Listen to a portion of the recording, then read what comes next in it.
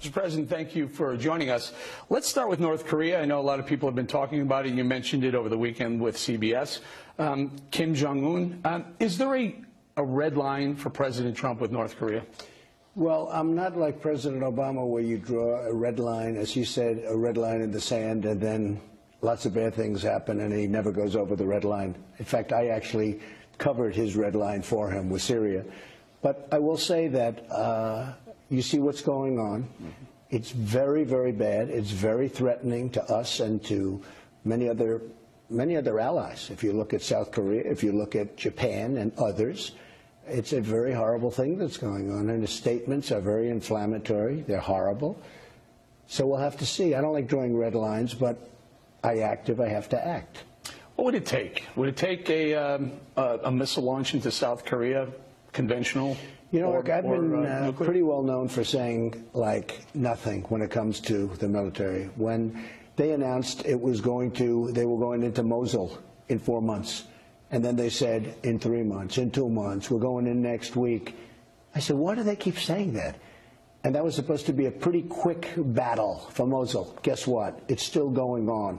Because the enemy knew they were coming. You just don't talk about it. You do what you have to do, and you don't talk about it. So when people say, well, I was asked a question yesterday. Well, I mean, exactly when would you go in? At what time would you go in?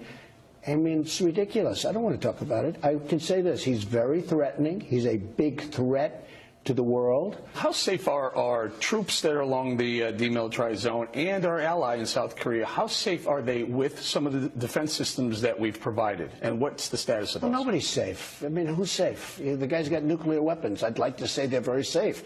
These are great, brave soldiers. These are great troops. And they know this situation. We have 28,000 troops on the line. And they're right there. And so nobody's safe. We're probably not safe over here. If he gets the long-range missiles, we're not safe either. So we have to do something about it, and we'll see what happens. Is he your biggest concern, foreign policy-wise? I think probably yes. Look, we have ISIS. We're doing very well on ISIS. We have made tremendous strides in our fight against ISIS, and we have no choice. Not that we want to do this. We have no choice. There's an evil there, and we have to solve that. We can't let, you know, when I first saw the heads being chopped off, I said to myself, never seen that. Not since medieval times have we seen the things that are going on in the Middle East. So we have to solve the problem. We should have never been there. We should have never gone in. We should have never attacked Iraq. They didn't knock down the World Trade Center, by the way. But once we were there, we should have never gotten out the way President Obama got us out. That void was formed, and ISIS was formed, and now they're in 32 different countries. And I tell you what, I inherited a mess.